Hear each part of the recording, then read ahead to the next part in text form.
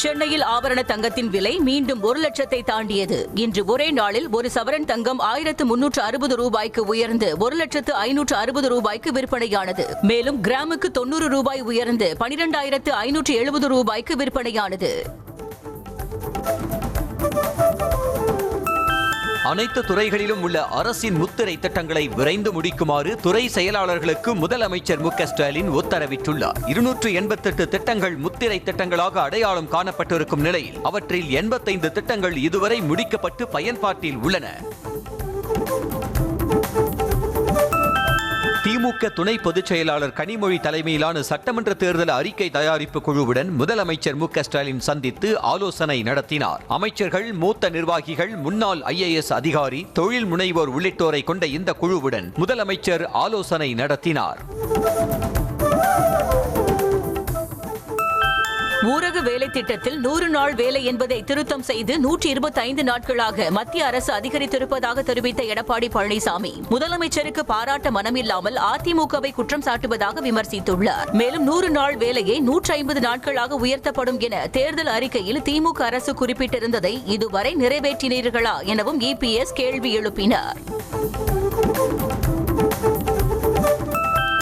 திமுக அரசுக்கு எதிரான மனநிலையில் உள்ள எந்த கட்சியும் அதிமுகவுடன் கூட்டணி சேரலாம் என எடப்பாடி பழனிசாமி மீண்டும் அழைப்பு விடுத்துள்ளார். போலி வாக்காளர்களை நம்பியே இத்தனை ஆண்டு காலம் திமுக வெற்றி பெற்று வந்ததாகவும் திமுகவின் எண்ணம் SIRக்கு பின் இனி ஈடேறாது என்றும் சாடினார்.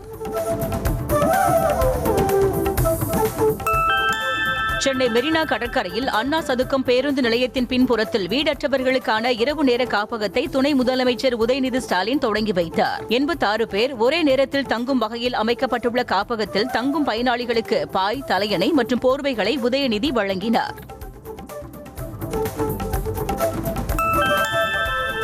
பாஜக தேர்தல் பொறுப்பாளராக நியமிக்கப்பட்டுள்ள மத்திய அமைச்சர் பியூஷ் கோயல் செவ்வாய்க்கிழமை தமிழ்நாடு வருகிறார். அவரது பயணத்தின் போது அதிமுக பொதுச் செயலாளர் எடப்பாடி பழனிசாமியை சந்தித்து பேச உள்ளார். இரு தலைவர்களும் சட்டமன்ற தேர்தல் குறித்தும் தொகுதி பங்கீடு குறித்து ஆலோசிக்க உள்ளதாக தகவல் வெளியாகியுள்ளது.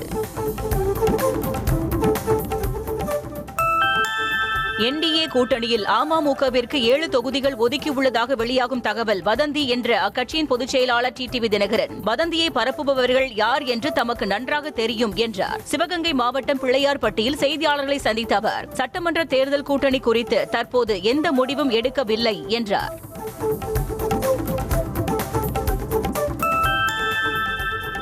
தமிழக வெற்றி கழகம் சார்பில் சென்னையை அடுத்த மாமல்லபுரத்தில் சமத்துவ கிறிஸ்துமஸ் விழா நடைபெற்றது. கிறிஸ்தவ பாதிரியார்களுடன் ஆற்காடு இளவரசர் முகமது அலி, பிரம்மகுமாரி அமைப்பைச் சேர்ந்தவர்கள் என பலரும் மேடையை அலங்கரித்தனர். கிறிஸ்துமஸ் மரத்தின் விளக்குகளை ஒளிரச் செய்து நிகழ்ச்சியை துவக்கி வைத்த விஜய் கேக் வெட்டி சிறுவர்களுக்கு ஊட்டி மகிழ்ந்தார்.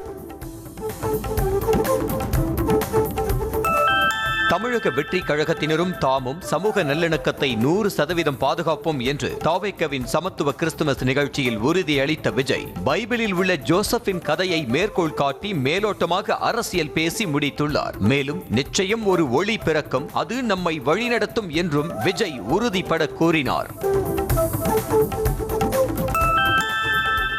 தமிழகத்தின் மின் தேவையில் 1/6 பங்கு மின்சாரத்தை மட்டுமே உற்பத்தி செய்யும் அளவுக்கு மின்சார வாரியத்தை திமுக ஆட்சியாளர்கள் சிதைத்து வைத்திருப்பதாக பாமக தலைவர் அன்புமணி கண்டனம் தெரிவித்துள்ளார். அவர் வெளியிட்டுள்ள அறிக்கையில், தனியாரிடம் மின்சாரம் வாங்கி பல்லாயிரம் கோடி ரூபாய் ஊழல் செய்வதற்காகவே மின் திட்டங்களை செயல்படுத்த மறுப்பதாக அன்புமணி குற்றம் சாட்டினார். பழைய ஓய்வூதிய திட்டத்தை வலியுறுத்தி ஜனவரி 6 முதல் காலவரையற்ற வேலை நிறுத்தம் நடைபெறும் என ஜாக்டோ ஜியோ அறிவித்துள்ளது. அமைச்சர்களுடன் நடைபெற்ற பேச்சுவார்த்தை தோல்வியடைந்ததால் திட்டமிட்டபடி போராட்டம் நடைபெறும் என ஜாக்டோ ஜியோ நிர்வாகிகள் தெரிவித்தனர். பல்வேறு கோரிக்கைகளை வலியுறுத்தி தமிழ்நாடு முழுவதும் செவிலியர்கள் 5வது நாளாக போராட்டத்தில் ஈடுபட்டனர். தொகுப்பூதிய செவிலியர்களை பணி நிரந்தரம் செய்ய வேண்டும், கொரோனா காலத்தில் பணி செய்து பணி நீக்கப்பட்டோருக்கு மீண்டும் பணி வழங்க வேண்டும் உள்ளிட்ட கோரிக்கைகளை வலியுறுத்தி முழக்கம் எழுப்பினர்.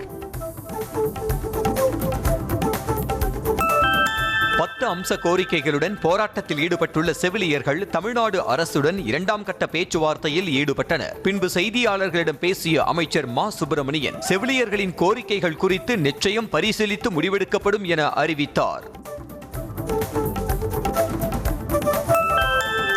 கடந்த செப்டம்பர் 28 நடைபெற்ற 828 பணியிடங்களுக்கான குரூப் 2 மற்றும் 2A முதல்நிலை தேர்வு முடிவுகள் வெளியாகின. சுமார் 4 லட்சம் பேர் தேர்வு எழுதிய நிலையில் அதன் தேர்வு முடிவுகளை TNPSC வெளியிட்டுள்ளது. காவல் ஆய்வாளர் தொடர்ந்துள்ள நீதிமன்ற அவமதிப்பு வழக்கில் தமிழக உள்துறை செயலாளர் DGP ஆகியோர் ஜனவரி 12 நேரில் ஆஜராக சென்னை உயர்நீதிமன்றம் உத்தரவிட்டுள்ளது. தமக்கு எதிரான துறை ரீதியான நடவடிக்கையை ரத்து செய்தும் 2016 ஆண்டுக்கான பதவி உயர்வு பட்டியலில் பெயரை சேர்க்க உத்தரவிட்டும் அதனை அமல்படுத்தவில்லை என கூறி ஆய்வாளர் சந்திரசேகர் என்பவர் வழக்கு தொடர்ந்துள்ளார். புத்தாண்டு கொண்டாட்டங்களின் போது நட்சத்திர விடுதிகள் மற்றும் உணவு விடுதிகளில் மதுபானம் அருந்தும் இடத்துக்கு குழந்தைகளை அழைத்துச் செல்லக்கூடாது என சென்னை உயர்நீதிமன்றம் எச்சரித்திருக்கிறது. இது தொடர்பாக புகார் வந்தால் உடனடியாக விசாரணை செய்து நடவடிக்கை எடுக்க வேண்டும் என தமிழ்நாடு அரசுக்கு உயர்நீதிமன்றம் உத்தரவிட்டுள்ளது.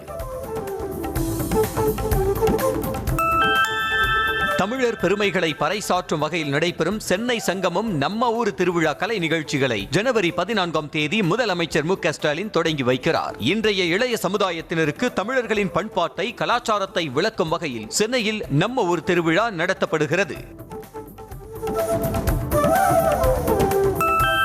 பிரதமர் நரேந்திர மோடி தொலைபேசி வாயிலாக நியூசிலாந்து பிரதமர் கிறிஸ்டோபர் லக்சனுடன் உரையாற்றினார். இதனையடுத்து இந்தியா நியூசிலாந்து இடையே வரலாற்று சிறப்பு வாய்ந்த பரஸ்பரம் பயனளிக்கும் தடையற்ற வர்த்தக ஒப்பந்தம் வெற்றிகரமாக இறுதி செய்யப்பட்டுள்ளது குறித்து இரு தலைவர்களும் கூட்டாக அறிவித்தனர். நேஷனல் ஹெரால்டு மோசடி வழக்கில் சோனியா ராகுலுக்கு எதிரான புகாரை ரத்து செய்த சிறப்பு நீதிமன்றத்தின் உத்தரவை எதிர்த்த மேல்முறையீட்டு மனு டெல்லி உயர்நீதிமன்றத்தில் விசாரணைக்கு வந்தது. அமலாக்கத்துறையின் மேல்முறையீடு குறித்து பதிலளிக்க சோனியா ராகுலுக்கு உயர்நீதிமன்றம் நோட்டீஸ் அளித்திருக்கிறது.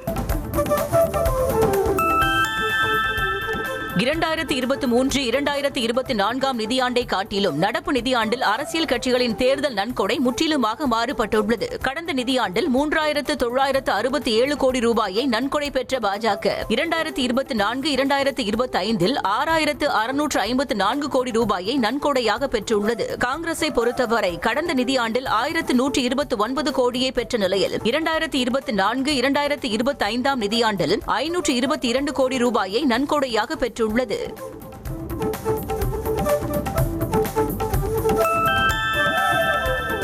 உத்தரப்பிரதேச மாநிலம் முழுவதும் போலி இருமல் மருந்து தயாரிப்பு போதாகரமாகி இருக்கும் நிலையில் சட்டப்பேரவை வளாகத்தில் சமாஜ்வாடி MLA-க்கள் போராட்டத்தில் ஈடுபட்டனர். ஆளும் பாஜக அரசு உரிய நடவடிக்கை எடுக்க கோரி முழக்கங்களை எழுப்பினர்.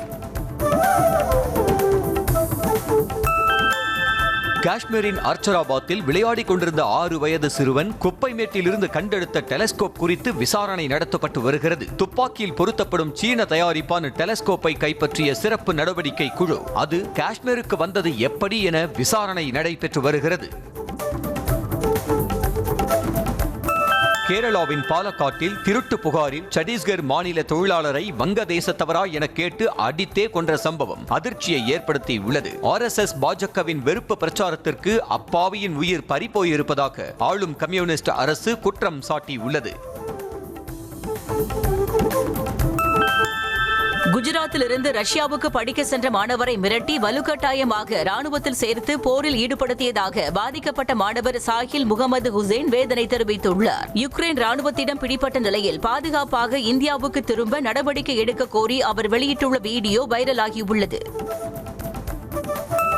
தமிழ்நாடு முழுவதும் சுமார் 210 கோடி ரூபாய் செலவில் கட்டப்பட்ட அரசு பள்ளி கட்டடங்கள், வகுப்பறைகள் உள்ளிட்டவற்றை முதலமைச்சர் மு க ஸ்டாலின் தலைமைச் செயலகத்திலிருந்து காணொலி வாயிலாக திறந்து வைத்தார். சுமார் 22 கோடி ரூபாய் மதிப்பிலான காவல்துறை கட்டடங்களையும் காணொலி வாயிலாக திறந்து வைத்தார்.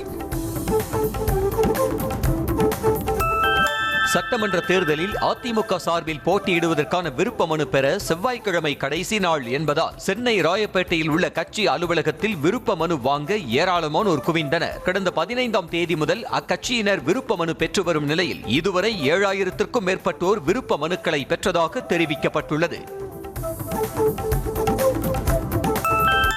நாளில் அறிவிக்கப்பட்டுள்ள CA தேர்வு தேதியை மறுபரிசீலனை செய்ய வேண்டும் என அதிமுக MP இன்பதுரை இந்திய பட்டய கணக்காளர் கழக தலைவர் சரண்ஜோட் சிங் நந்தாவுக்கு கடிதம் எழுதியுள்ளார். ஜனவரி 15, 16, 17ஆம் தேதிகளில் தமிழகத்தில் பொங்கல் பண்டிகை கொண்டாடப்பட உள்ளதால் CA தேர்வை வேறு தேதியில் நடத்த ஆவண செய்ய வேண்டும் என வலியுறுத்தியுள்ளார். விஜய் அரசியலில் பிழைக்க வேண்டும் என்றால் உழைக்கும் தங்களோடு இருக்க வேண்டும் என பாஜக மூத்த தலைவர் தமிழிசை சவுந்தரராஜன் கூறினார். சென்னை வேளச்சேரியில் பாஜக சார்பில் நடைபெற்ற கிறிஸ்துமஸ் உள்ளிட்ட முப்பெரும் விழாவில் பங்கேற்ற பிறகு செய்தியாளர்களிடம் பேசிய அவர், விஜயால் தனியாக சாதிக்க முடியாது எனவும் தனியாக நின்று காணாமல் போய்விடக் கூடாது எனவும் எச்சரிக்கை விடுத்தார்.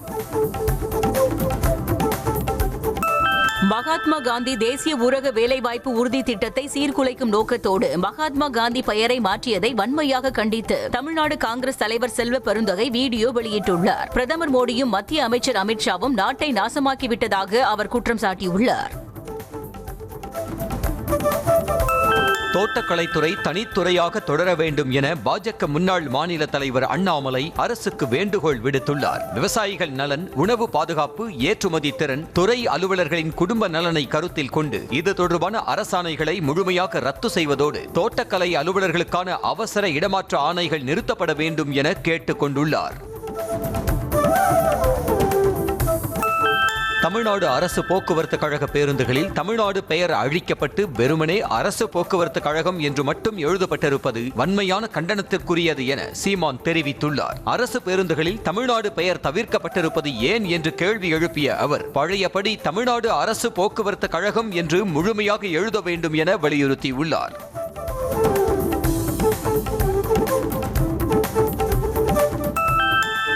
கரூர் துயர சம்பவம் நடந்த அன்று ரோந்து பணியில் இருந்த உதவி ஆய்வாளர் மற்றும் காவலர் ஆகியோர் சிபிஐ விசாரணைக்கு ஆஜரானார்கள். பொதுமக்கள், கடை வியாபாரிகள், ஆம்புலன்ஸ் ஓட்டுநர்கள் மற்றும் உரிமையாளர்கள், தவேக நிர்வாகிகள், உயிரிழந்தவர்களின் குடும்பத்தினர் மற்றும் காயமடைந்தவர்கள் என பலரிடம் விசாரணை நடைபெற்றுள்ளது. மதுரை மாவட்டம் திருப்பரங்குன்றம் மலைக்கு செல்ல அனைவருக்கும் அனுமதி அளித்து உத்தரவு பிறப்பிக்கப்பட்டுள்ளது. சிக்கந்தர் தர்கா அருகே உள்ள தூணில் தீபம் ஏற்றுவது தொடர்பாக பிரச்சனை உருவானதால் முன்னதாக மலைக்கு செல்ல போலீஸ் அனுமதி மறுத்தது. இந்நிலையில் வழக்கு நிலுவையில் இருப்பதால் அனுமதி வழங்கப்பட்டுள்ளது.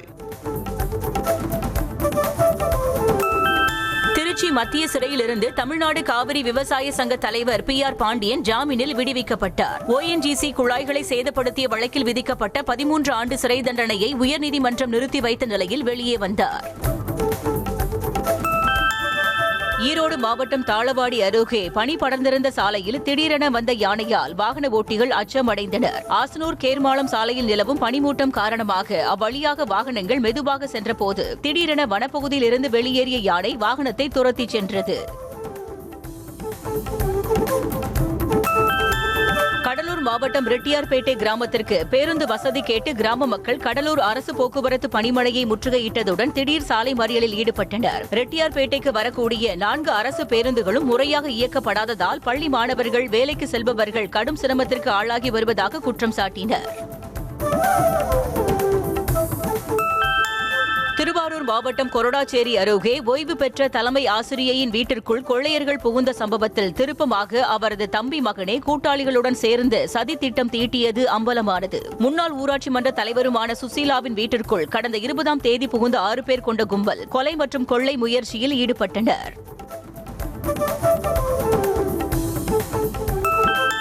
எதிர்த்து பேசினால்தான் அரசியல் என தவேக தலைவர் விஜய் பயணித்து வருவதாக பாஜக தேசிய செயற்குழு உறுப்பினர் சரத்குமார் தெரிவித்துள்ளார். திருநெல்வேலியில் செய்தியாளர்களை சந்தித்த அவர், விஜய்க்கு நல்லவர்கள் யார், கெட்டவர்கள் யார் என்றே தெரியவில்லை என கூறினார். திருச்சி, கரூர், அரியலூர், புதுக்கோட்டை, பெரம்பலூர் ஆகிய மாவட்டங்களில் பல்வேறு வழக்குகளில் பறிமுதல் செய்யப்பட்ட 865 கிலோ கஞ்சா நீதிமன்ற உத்தரவின்படி தீயிட்டு அளிக்கப்பட்டது. தஞ்சாவூர் மாவட்டம் செங்கிப்பட்டி அருகே அயோக்திப்பட்டியில் உள்ள மருத்துவ கழிவுகளை அளிக்கும் தொழிற்சாலையில் தஞ்சை DIG ஜியா உல் ஹக் முன்னிலையில் கஞ்சா தீயிடப்பட்டது. திருப்பரங்குன்றம் மலையடிவார கோயில் விவகாரத்தில் நீதிமன்றத்தை பிரச்சார மேடையாக பயன்படுத்த வேண்டாம் என மனுதாரருக்கு உயர்நீதிமன்ற கிளை கண்டிப்பு தெரிவித்தது. பால் சுனை கண்ட சிவபெருமான் கோயிலில் உரிய வசதிகள் செய்து தந்திருப்பதாக அரசு தரப்பில் தெரிவிக்கப்பட்ட நிலையில் நிழற்குடையை விரிவுபடுத்தி தர வேண்டும் என மனுதாரர் தரப்பில் தெரிவிக்கப்பட்டது. ராமநாதபுரம் மாவட்டம் ராமேஸ்வரம் பகுதியில் போதையில் 2 பேர் ரத்தம் சொட்ட சொட்ட மது பாட்டிலால் தாக்கிக் கொண்ட வீடியோ வெளியாகி பரபரப்பை ஏற்படுத்தியுள்ளது. திட்டக்குடி 4 முனை பகுதி அருகே மது போதையில் இருந்த 2 பேர் திடீரென சண்டையிட்டுக் கொண்ட நிலையில் ஒருவர் மது பாட்டிலால் மற்றொருவரை தாக்கியதில் தலையில் ரத்தம் சொட்ட சொட்ட நின்றார். சென்னை மாநகராட்சி அம்பத்தூர் மண்டலத்தில் தூய்மை பணியாளர்களின் ஊதிய முறைகேடு புகாரை விசாரித்து வரும் சிறப்பு விசாரணை குழு சம்பந்தப்பட்ட அலுவலர்கள் ஊதிய பட்டுவாடா விவரங்களை சமர்ப்பிக்க உத்தரவிட்டுள்ளது. தூய்மை பணியாளர்கள் குறிப்பிட்ட எண்ணிக்கையில் உள்ள நிலையில் அதிகாரிகள் கூடுதலான எண்ணிக்கையை குறிப்பிட்டு ஊதிய முறைகேட்டில் ஈடுபட்டதாக புகார் எழுந்தது.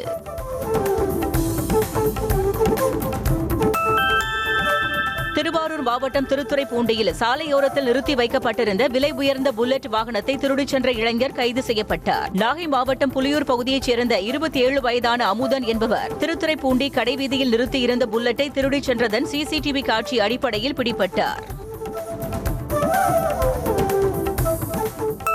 தேனி மாவட்டம் உத்தமபாளையத்தில் மாற்று சமூகத்தினரால் ஆக்கிரமிக்கப்பட்டுள்ள பஞ்சமி நிலத்தை மீட்க கோரி வட்டாட்சியர் அலுவலகம் முன்பு பட்டியல் சமூகத்தினர் காத்திருப்பு போராட்டத்தில் ஈடுபட்டனர். அவர்களுடன் வட்டாட்சியர் கண்ணன் நடத்திய பேச்சுவார்த்தையில் இன்னும் 1 மாதத்தில் கோரிக்கையை நிறைவேற்றுவதாக உத்தரவாதம் அளிக்கப்பட்டதால் போராட்டம் கைவிடப்பட்டது.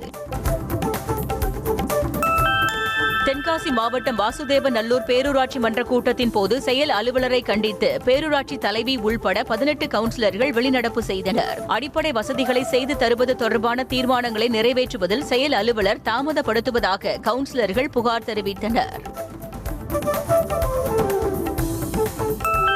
திண்டுக்கல் மாவட்டம் வடமதுரையில் ஓய்வு பெற்ற நடத்துனரிடம் லக்னோ தீவிரவாத தடுப்பு பிரிவு போலீஸ் அதிகாரிகள் என்று பேசி 21 லட்சம் பணம் பறித்த ஆன்லைன் மோசடி கும்பல் குறித்து போலீசார் விசாரித்து வருகின்றனர். ஓய்வு பெற்ற நடத்துனர் குணசேகரனை செல்போனில் தொடர்பு கொண்ட மோசடி கும்பல் அவரது வங்கி கணக்கிலிருந்து பயங்கரவாதிகளுக்கு பண பரிமாற்றம் நடந்திருப்பதாக கூறி மிரட்டி பணம் பறித்தது.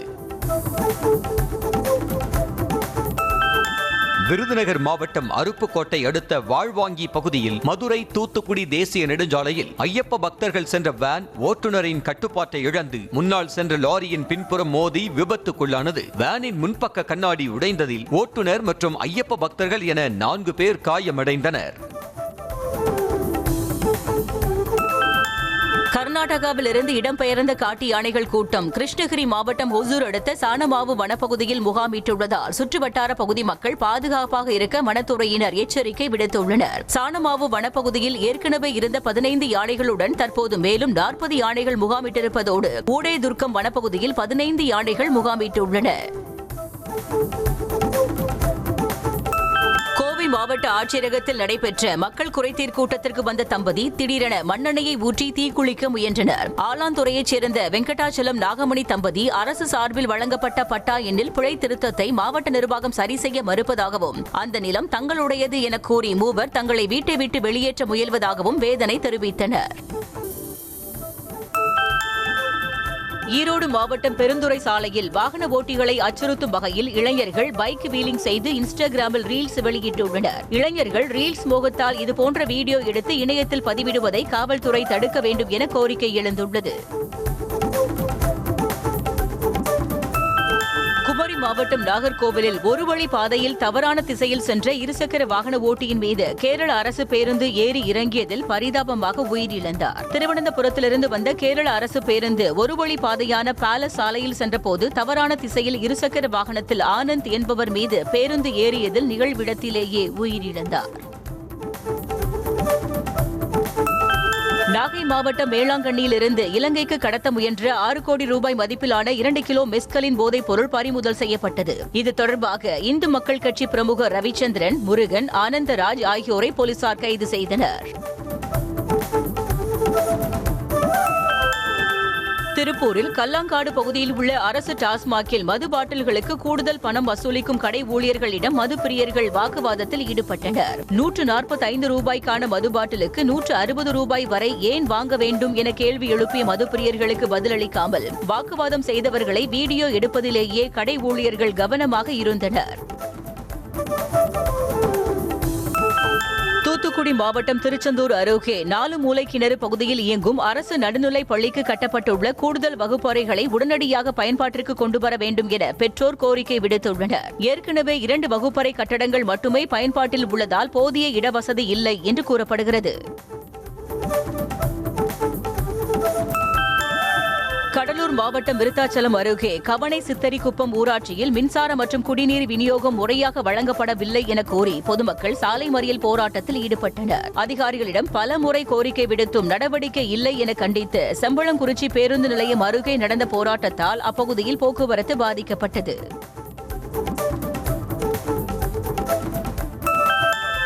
தருமபுரி மாவட்டம் பாலக்கோடு அருகே ஆட்டோவும் இருசக்கர வாகனமும் நேருக்கு நேர் மோதிய விபத்தில் 2 இளைஞர்கள் உயிரிழந்தனர். சீரியம்பட்டியைச் சேர்ந்த ராகுல் மற்றும் ஹரிநாத் பாலக்கோட்டிலிருந்து பெல்ரம்பட்டி நோக்கி சென்றபோது எதிரே வந்த ஆட்டோ மோதியதில் தூக்கி வீசப்பட்ட இருவரும் பலத்த காயமடைந்து உயிரிழந்தனர். தஞ்சாவூர் மாவட்டம் கும்பகோணத்தில் இயங்கும் சாஸ்திரா நிகர்நிலை பல்கலைக்கழகம் வழங்கும் சாஸ்திரா ராமானுஜன் விருது அமெரிக்க நார்த் வெஸ்டர்ன் பல்கலைக்கழக பேராசிரியர் முனைவர் அலெக்சாண்டர் ஸ்மித்திற்கு வழங்கப்பட்டது. துணைவேந்தர் வைத்திய சுப்பிரமணியன் முன்னிலையில் அறிவியல் மற்றும் தொழில்துறை ஆராய்ச்சி கவுன்சில் பொது இயக்குநர் கலைச்செல்வி விருதினை வழங்கினார். திண்டுக்கல் மாவட்டம் நத்தம் அருகே பாம்பு கடித்த பெண்ணை சிகிச்சைக்கு அழைத்து வந்த உறவினர்கள் கடித்த பாம்பையும் கையோடு கொண்டு வந்ததால் பரபரப்பு ஏற்பட்டது. பூசாரிப்பட்டியைச் சேர்ந்த சித்ரா 100 நாள் வேலை திட்டத்தின் கீழ் தாமரைக்குளம் பகுதியில் வேலை செய்து கொண்டிருந்த போது கட்டுவிரியன் வகையைச் சேர்ந்த இளநீல நிற பாம்பு கடித்துள்ளது.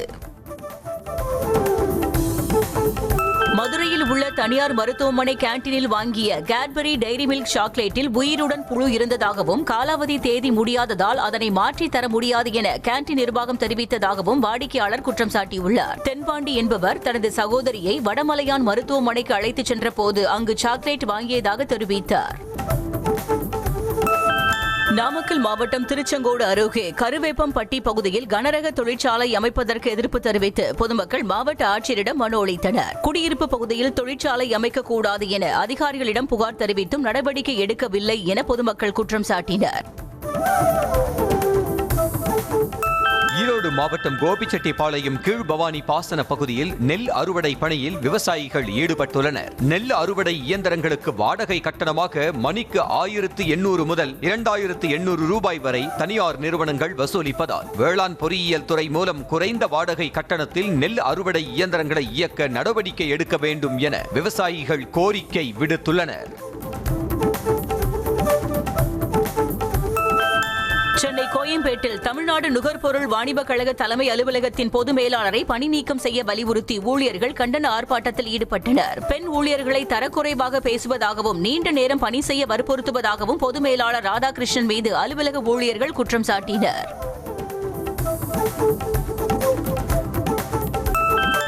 திருப்பத்தூர் மாவட்டம் மாடப்பள்ளி ஊராட்சிக்குட்பட்ட புதிய காலனி பகுதியில் கட்டி முடிக்கப்பட்டு 5 ஆண்டுகளேயான அங்கன்வாடி மைய கட்டடத்தில் விரிசல் ஏற்பட்டு பழுதாகியுள்ளதாக பொதுமக்கள் குற்றம் சாட்டியுள்ளனர். இதனால் குழந்தைகளை அங்கன்வாடிக்கு அனுப்ப தயங்கும் பெற்றோர் விரிசல் ஏற்பட்ட கட்டடத்தை உடனடியாக சீரமைத்து தர வேண்டும் என கோரிக்கை விடுத்துள்ளனர்.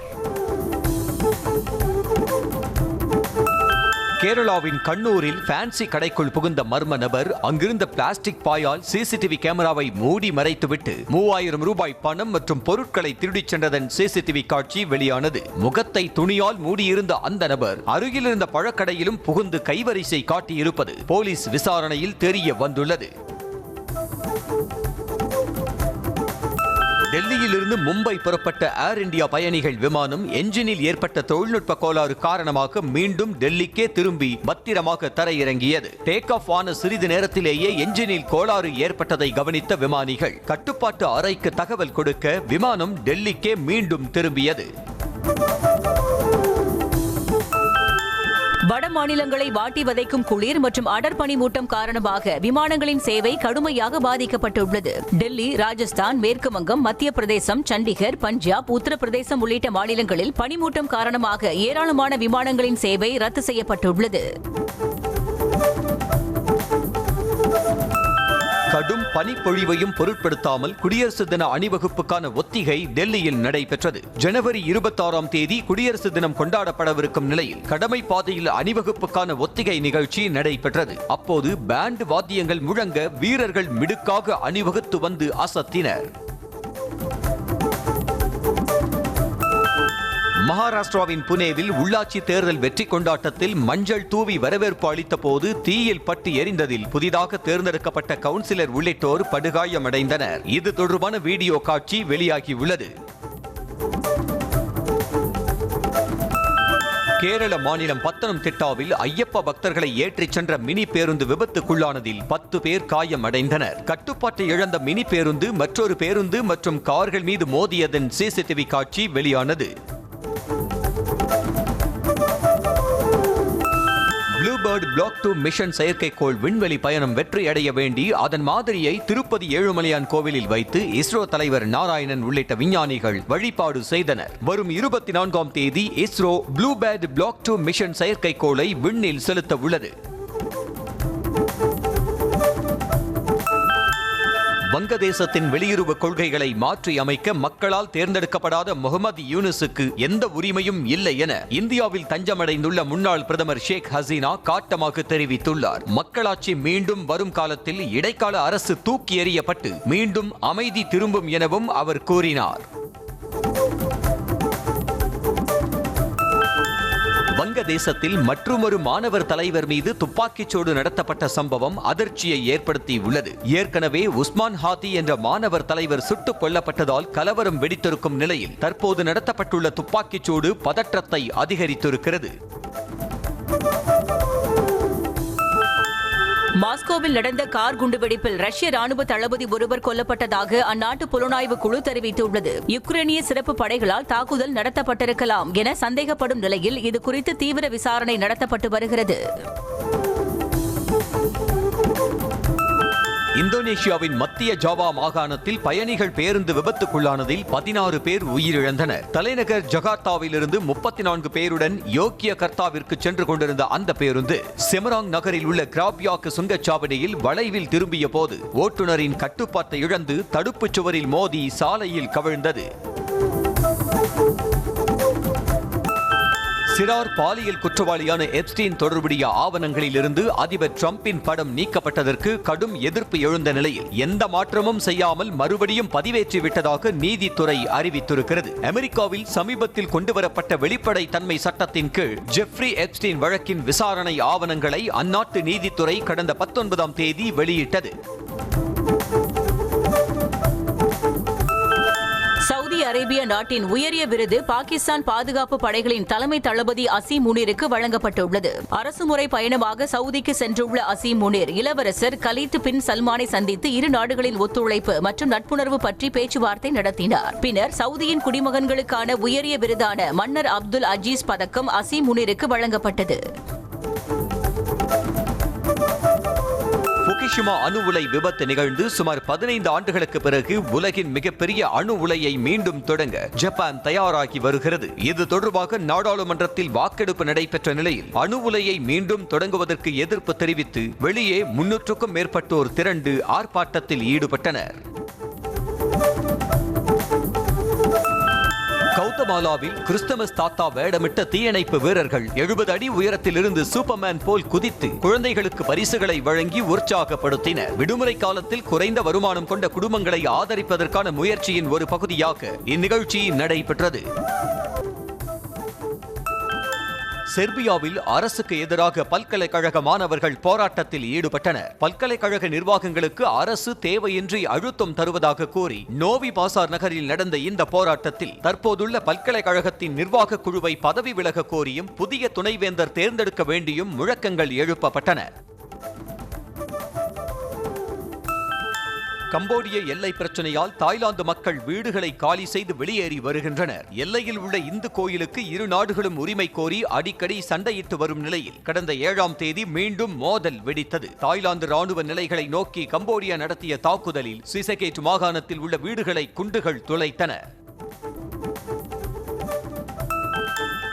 பெல்ஜியத்தில் கிறிஸ்துமஸ் மற்றும் புத்தாண்டு பண்டிகை களை கட்ட தொடங்கியுள்ளது. இதையொட்டி பிரசல்ஸ் நகரில் உள்ள 800 ஆண்டுகள் பழமையான தேவாலயத்தில் நடைபெற்று வரும் கண்கவர் கிறிஸ்துமஸ் ஒளி நிகழ்ச்சியை பார்வையாளர்கள் கண்டு மகிழ்ந்து வருகின்றனர். தேவாலயத்தில் வண்ண வண்ண ஒளி அலங்காரம் செய்யப்பட்டுள்ளது. ரஷ்யாவில் கிறிஸ்துமஸ் மற்றும் புத்தாண்டை முன்னிட்டு செயின்ட் பீட்டர்ஸ்பர்க் நகரம் மின் விளக்குகளால் ஜொலிக்கிறது. குறிப்பாக லோமனசோ பாலம், நெவ்ஸ்கி அவென்யூ, அரண்மனை சதுக்கம் உள்ளிட்டவற்றை மக்கள் கண்டு ரசித்து வருகின்றனர். அதேபோல ஸ்கேட்டிங் மற்றும் மெரிகோ ரவுண்ட்ஸ் சவாரி செய்தும் கிறிஸ்துமஸ் சந்தைகளை பார்வையிட்டும் மகிழ்ந்து வருகின்றனர். சீனாவின் பல்வேறு பகுதிகளிலும் கொட்டும் பனிப்பொழிவை பயன்படுத்தி பல்வேறு பனிக்கால விளையாட்டு போட்டிகளுக்கு ஏற்பாடு செய்யப்பட்டுள்ளது. பனிச்சறுக்கு போட்டிகள், ஸ்னோ பிக்கிள் பால், பல்வேறு விளையாட்டுகளை மக்கள் விளையாடி மகிழ்ந்தனர். சீனாவில் குளிர்கால சுற்றுலா களை கட்ட தொடங்கியுள்ளது. இதையொட்டி வடகிழக்கு சீனாவின் ஹெய்லாங்ஜியாங் மாகாணத்தின் ஹார்பி நகரில் பறக்கும் குதிரை உள்ளிட்ட மின்விளக்கு அலங்காரம், பெய்ஜிங்கிற்கு அருகில் உள்ள உறைந்த நீர்வீழ்ச்சிகள் மற்றும் சிச்சுவான் மாகாணத்தில் உள்ள வெந்நீர் ஊற்றுகள் ஆகியவை பார்வையாளர்களை பெரிதும் கவர்ந்துள்ளன. சுமத்ரா தீவில் ஏற்பட்ட வெள்ளத்தால் பாதிக்கப்பட்ட மக்களுக்கு இந்தோனேசிய பெண்கள் 2.5 டன் ரெண்டாங் மாட்டிறைச்சியை சமைத்துள்ளனர். இதற்காக உள்ளூர் மக்கள் மாட்டிறைச்சியை நன்கொடையாக வழங்கிய நிலையில் பெண்கள் இடைவிடாமல் 6 நாட்களாக சமைத்து வந்தனர். இந்த ரெண்டாங் மாட்டிறைச்சி உணவு சுமத்ரா தீவு மக்களுக்கு அனுப்பி வைக்கப்பட்டது. ஜனவரி 14ஆம் தேதி வெளியாக இருந்த சிவகார்த்திகேயனின் பராசக்தி படத்தின் வெளியீடு 10ஆம் தேதிக்கு மாற்றப்பட்டுள்ளது. விஜயின் ஜனநாயகன் திரைப்படம் ஜனவரி 9ஆம் தேதி வெளியாக உள்ள நிலையில் அதனுடன் பராசக்தி திரைப்படம் மோத உள்ளது ரசிகர்களிடையே எதிர்பார்ப்பை அதிகரித்துள்ளது. ஜெயிலர் 2 படத்தின் படப்பிடிப்பில் நடிகர்கள் மோகன்லால் மற்றும் சிவராஜ்குமார் ஆகியோர் இணைந்துள்ளனர். முதல் பாகத்தை விட 2ஆம் பாகத்தில் இருவருக்கும் நீண்ட திரை நேரம் வழங்கப்பட்டிருப்பதாகவும் இம்முறை சிறப்பு தோற்றத்தில் அல்லாமல் முழு நீள முக்கிய கதாபாத்திரங்களில் நடித்திருப்பதாகவும் தகவல் வெளியாகியுள்ளது.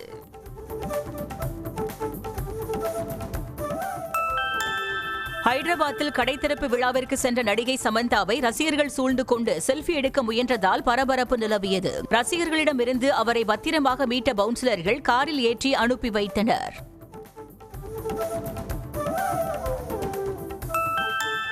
ராஷ்மிகா மந்தனா நடிப்பில் உருவாகியுள்ள மைசா படத்தின் முதல் கிளிம்ஸ் வீடியோ வரும் 24ஆம் தேதி வெளியாகும் என படக்குழு அறிவித்துள்ளது. ரவீந்திர புல்லை இயக்கும் இந்த படத்தில் புஷ்பா 2 பட வில்லன் தாரக்கு பொன்னப்பா முக்கிய கதாபாத்திரத்தில் நடிக்கிறார். ரன்வீர் சிங், சாரா அர்ஜுன் நடிப்பில் வெளியான துரந்தர் திரைப்படம் காந்தாரா சாப்டர் 1 படத்தின் வசூல் சாதனையை முறியடித்துள்ளது. கடந்த 5ஆம் தேதி வெளியான இப்படம் உலகளவில் 870 கோடி ரூபாய் வசூல் செய்திருப்பதன் மூலம் 855 கோடி ரூபாய் வசூலித்து 2025இல் அதிகம் வசூலித்த படமாக இருந்த காந்தாரா சாப்டர் 1 படத்தின் சாதனையை முறியடித்துள்ளது. நடிகர் சிவகார்த்திகேயன் தயாரிப்பில் உருவாகும் புதிய படம் தொடர்பான அறிவிப்பு வெளியிடப்பட்டுள்ளது. இது தொடர்பாக சிவகார்த்திகேயன் புரொடக்ஷன்ஸ் நிறுவனம் தனது எக்ஸ் பக்கத்தில் வெளியிட்டுள்ள வீடியோவில் அடுத்த படத்தின் அறிவிப்பு விரைவில் வெளியாகும் என்று அறிவிக்கப்பட்டுள்ளது.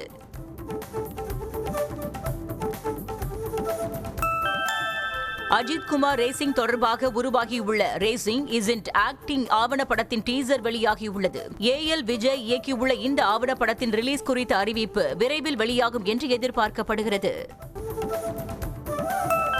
திரை நட்சத்திரங்கள் பங்கேற்கும் செலிபிரிட்டி கிரிக்கெட் லீக் தொடருக்கான சென்னை அணியை தயாரிப்பாளர் ஐசரி கணேஷ் மற்றும் நடிகை ஸ்ரீபிரியா ஆகியோர் வாங்கியுள்ளனர். சென்னை ரைனோஸ் என்று இருந்த அணியின் பெயர் வேல் சென்னை கிங்ஸ் என மாற்றப்படுவதாக ஐசரி கணேஷ் அறிவித்தார். இந்நிகழ்ச்சியில் சென்னை அணியின் கேப்டன் ஆர்யா உட்பட பல நட்சத்திர பட்டாளங்கள் கலந்து கொண்டனர். இந்திய கிரிக்கெட் வீராங்கனை ஸ்மிருதி மந்தனா தனது 154வது போட்டியில் சர்வதேச மகளிர் T20 கிரிக்கெட்டில் 4000 ரன்களை கடந்து சாதனை படைத்துள்ளார். இதன் மூலம் சர்வதேச T20 கிரிக்கெட்டில் 4000 ரன்களை கடந்த முதல் இந்திய வீராங்கனையாகவும் சர்வதேச அளவில் இந்த மைல்கல்லை எட்டிய 2வது வீராங்கனையாகவும் மாபெரும் சாதனையை படைத்துள்ளார்.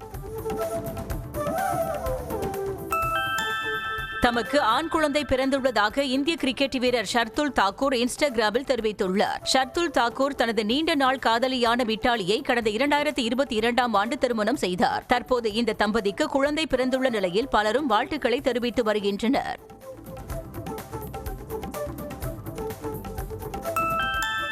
கால்பந்து ஜாம்பவான் மெஸ்ஸியின் கோட் இந்தியா டூர் 2025 சுற்றுப்பயணத்துக்காக 100 கோடி ரூபாய் செலவு செய்யப்பட்டிருப்பதாக நிகழ்ச்சி ஏற்பாட்டாளர் சதத்ரு தத்தா மேற்கு வங்க போலீசாரிடம் தெரிவித்துள்ளார். மெஸ்ஸிக்கு 85 கோடியும் மத்திய அரசுக்கு 11 கோடி வரியும் வழங்கப்பட்டதாகவும் அதில் 30% ஸ்பான்சர்களிடமிருந்தும் 30% டிக்கெட் விற்பனை மூலமும் பெறப்பட்டதாக கூறியுள்ளார்.